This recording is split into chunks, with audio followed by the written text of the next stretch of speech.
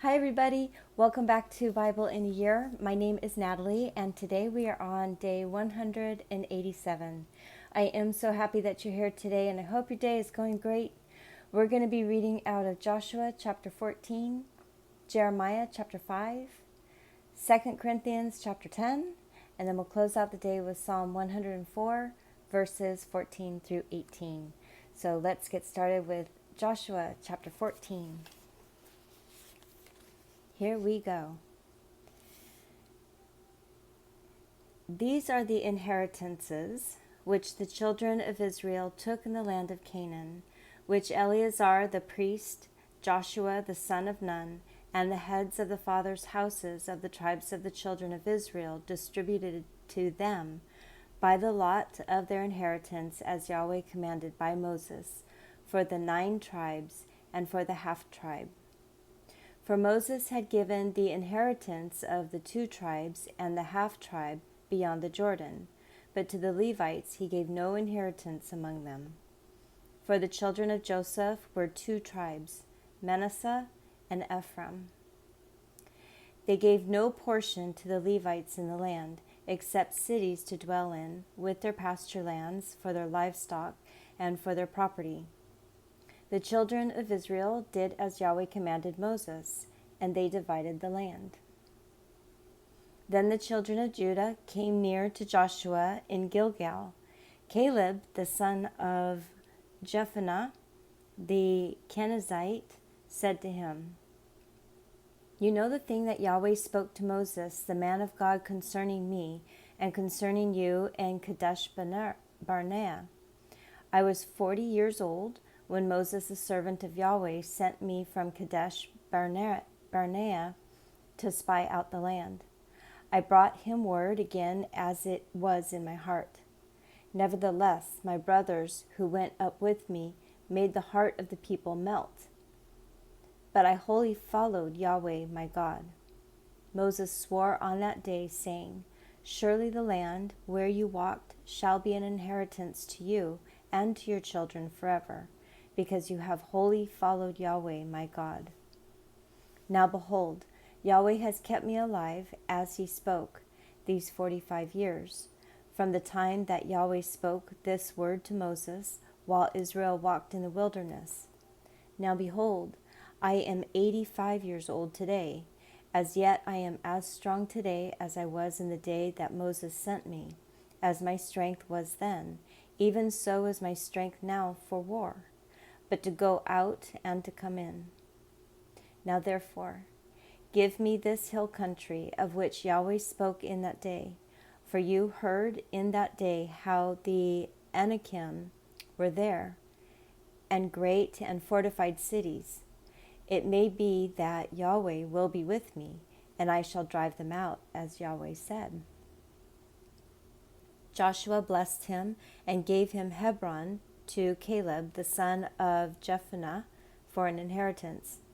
Therefore Hebron became the inheritance of Caleb, the son of Jephunneh, the Kenizzite, to this day, because he followed Yahweh, the God of Israel, wholeheartedly. Now the name of the Hebron before was Kiriath Arba, after the greatest man among the Anakim. Then the land had rest from war.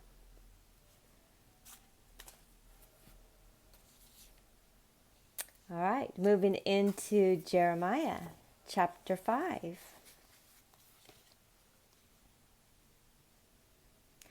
Run back and forth through the streets of Jerusalem, and see now, and know, and seek in its wide places if you can find a man. If there is anyone who does justly, who seeks truth, then I will pardon her. Though they say, as Yahweh lives, surely they swear falsely. O Yahweh, don't your eyes look on truth? You have stricken them, but they were not grieved. You have consumed them, but they have refused to receive correction. They have made their faces harder than a rock. They have refused to return. And then I said, Surely these are poor. They are foolish, for they don't know Yahweh's way, nor the law of their God. I will go to the great men and will speak to them, for they know the way of Yahweh and the law of their God. But these are with one accord have broken the yoke and burst the bonds. Therefore, a lion out of a forest will kill them. A wolf of the evenings will destroy them. A leopard will watch against their cities. Everyone who goes out there will be torn in pieces, because their transgressions are many and their backsliding has increased. How can I pardon you? Your children have forsaken me and sworn by what are no gods. When I had fed them to the full, they committed adultery and assembled themselves in troops at the prostitutes' houses. They were as fed horses roaming at large. Everyone neighed after their neighbor's wife. Shouldn't I punish them for those things? Says Yahweh. Shouldn't my soul be avenged on such a nation as this? Go up on her walls and destroy, but don't make a full end. Take away her branches, for they are not Yahweh's. For the house of Israel and the house of Judah have dealt very treacherously against me, says Yahweh. They have denied Yahweh and said, it is not he. Evil won't come on us. We won't see sword or famine. The prophets will become wind, and the word is not in them. Thus it will be done to them. Therefore, Yahweh, the God of armies, says, because you speak this word, behold, I will make my words in your mouth fire, and this people wood, and it will devour them. Behold, I will bring a nation on you from far away, house of Israel, says Yahweh. It is a mighty nation. It is an ancient nation, a nation whose language you don't know and don't understand what they say. Their quiver is an open tomb. They are all mighty men. They will eat up your harvest and your bread, which your sons and your daughters should eat. They will eat up your flocks and your herds. They will eat up your vines and your fig trees. They will beat down your fortified cities in which you trust with the sword. But even in those days, says Yahweh, I will not make a full end of you. It will happen when you say, why has Yahweh our God done all these things to us? Then you shall say to them, just as you have forsaken me and served foreign gods in your land, so you will serve strangers in a land that is not yours.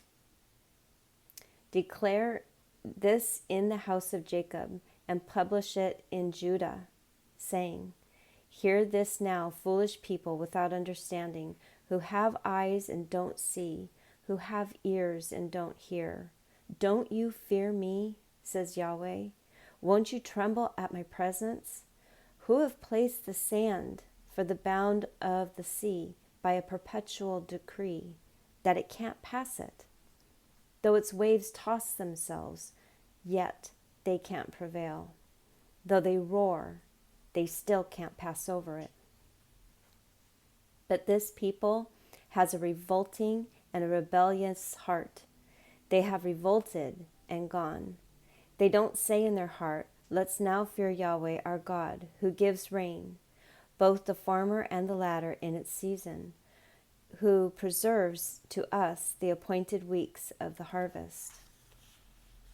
Your iniquities have turned away these things, and your sins have withheld good from you. For wicked men are found among my people. They watch as fowlers lie in wait. They set a trap. They catch men as a cage full of birds. So are their houses full of deceit. Therefore, they have become great and grew rich. They have grown fat. They shine. Yes, they excel in deeds of wickedness.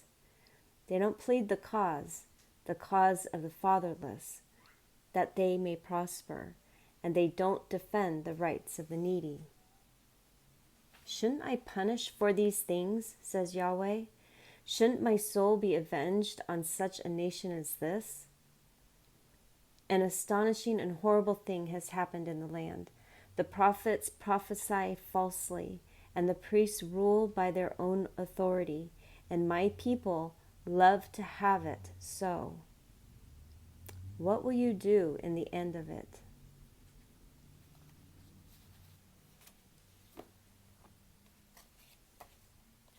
What will you do?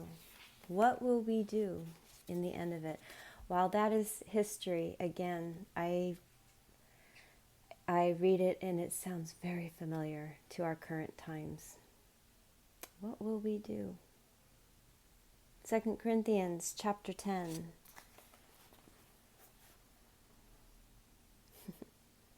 Now I, Paul, myself, entreat you by the humility and gentleness of Christ, I who in your presence am lowly among you, but seen absent am bold towards you.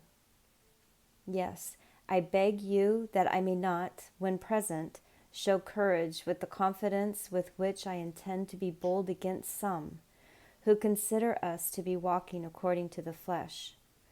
For though we walk in the flesh, we don't wage war according to the flesh. For the weapons of our warfare are not of the flesh, but mighty before God, to the throwing down of strongholds, throwing down imaginations, and every high thing that is exalted against the knowledge of God, and bringing every thought into captivity to the obedience of Christ, and being in the readiness to avenge all disobedience when your obedience is made full. Do you look at things only as they appear in front of your face? If anyone trusts in himself that he is Christ, let him consider this again with himself, that even as he is Christ, so we also are Christ's. For even if I boast somewhat abundantly concerning our authority, which the Lord gave for building you up, and not for casting you down, I will not be ashamed, that I may not seem as if I desired to terrify you by my letters. For his letters, they say, are weighty and strong, but his bodily presence is weak, and his speech is despised. Let such a person consider this, that what we are in word by letters when we are absent, such are we also indeed when we are present. For we are not bold to number, to compare ourselves with some of those who commend themselves, but they themselves, measuring themselves by themselves, and comparing themselves with themselves, are without understanding. But we will not boast beyond proper limits, but within the boundaries with which God appointed us, which reach even to you. For we don't stretch ourselves too much, as though we didn't reach to you. For we came even as far as to you with the good news of Christ, not boasting beyond proper limits in other man's labors, but having hope that as your faith grows, we will be abundantly enlarged by you in our sphere of influence, so as to preach the good news even to the parts beyond you, not to boast in what someone else has already done. But he who boasts, let him boast in the Lord. For it isn't he who commends himself who is approved, but whom the Lord commends.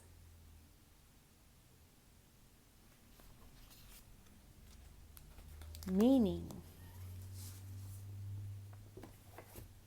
boast about your relationship with the Lord.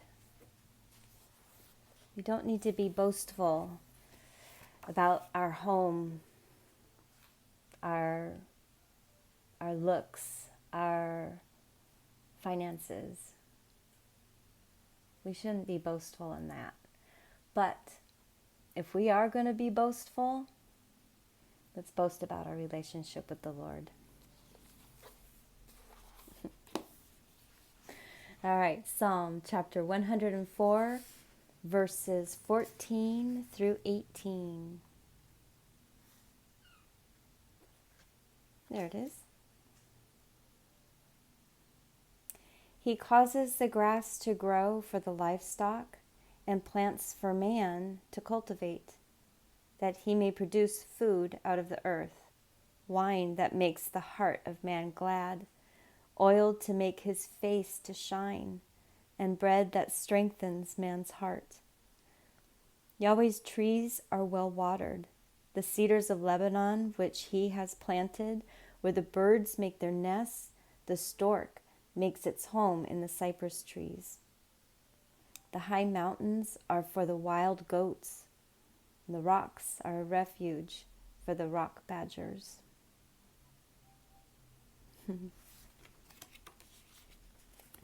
Nature. Thank you guys for coming by today. I am so happy that you're here, and I truly love reading to you. I hope you have the most fantastic day today. Come on back for tomorrow, which is going to be day 188, and I will see you tomorrow. Bye.